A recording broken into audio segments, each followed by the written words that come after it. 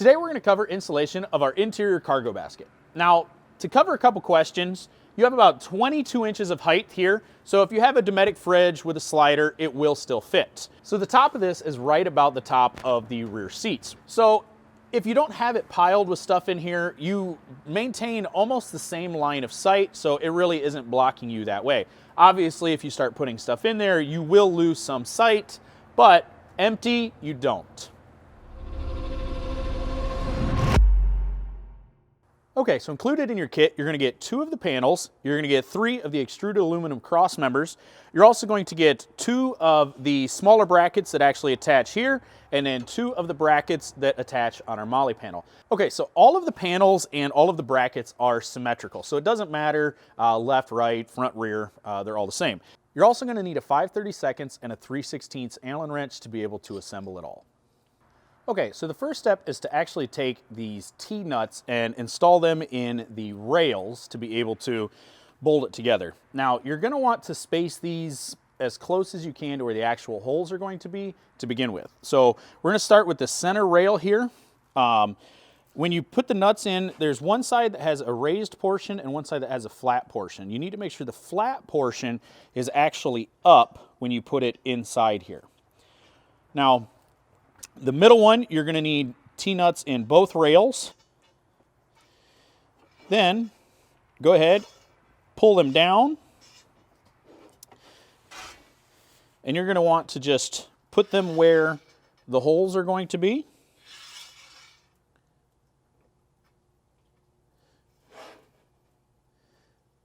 Now you could get a tape measure out and you could measure it and you could put a line here. I find it's just a little bit quicker if you just put it right here next to it and just line it all up.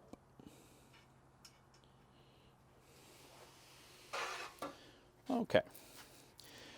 Now for the outside rails, you're going to go ahead and put the T-nuts on the inside slot.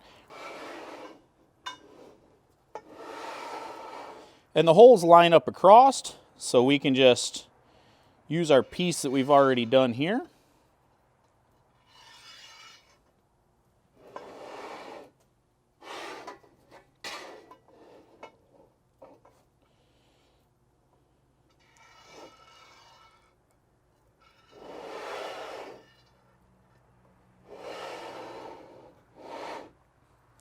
Okay, once we have all the T-nuts in, we're going to go ahead and slide these underneath our panels. Then you're going to take the shortest button head bolts here, and these are what we're actually going to assemble these with. These use your 5/32 Allen wrench.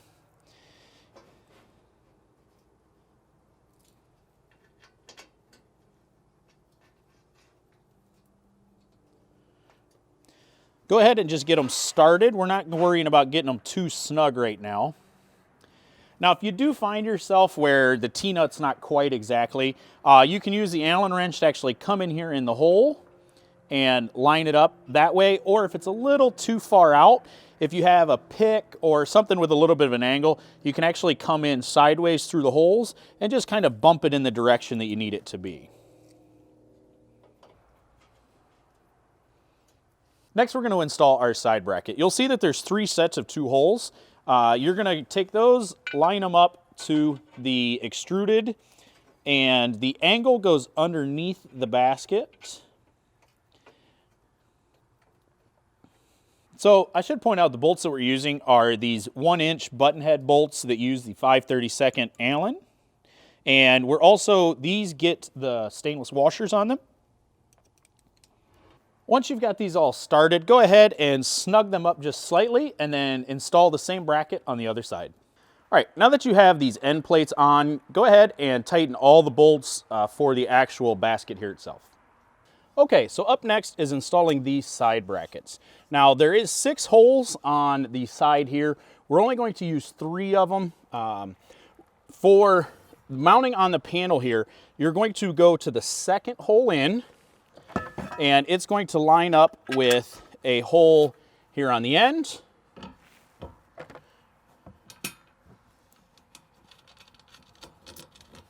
And then simply swing it up in place and insert bolts in the remaining holes that line up.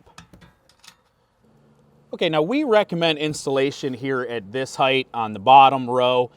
If you did need to move these up, it would be possible, but what you might have to do is actually change the spacing on the brackets up here at the top to change the angle that these actually sit in here at. The holes will line up, but the angles might not. So if you do need to raise this up, you'll have to adjust your angle up here with either some washers or some longer bolts. Okay, once you've got all three of them loosely installed, go ahead and just tighten them up. Okay, now we're gonna do the same on the other side. Okay, so now that we have the basket done and we have the brackets on the side, we're actually going to have to take this through the back door and come in from the front of the cargo area. The width of the plastic here on the back and the width of the basket just makes it where it doesn't fit in. So we're gonna have to come through the back there. Flip your back seats down. It's not that big a deal.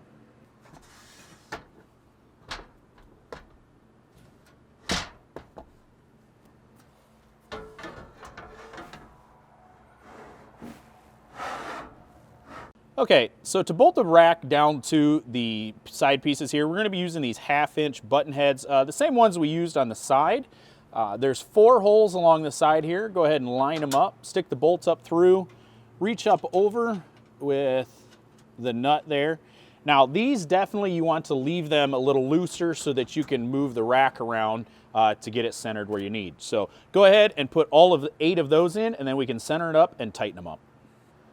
Okay, once you have it all centered up where you want it, go ahead and tighten up the 4 bolts on each side, and then double check all of your other fasteners if you haven't tightened them down already.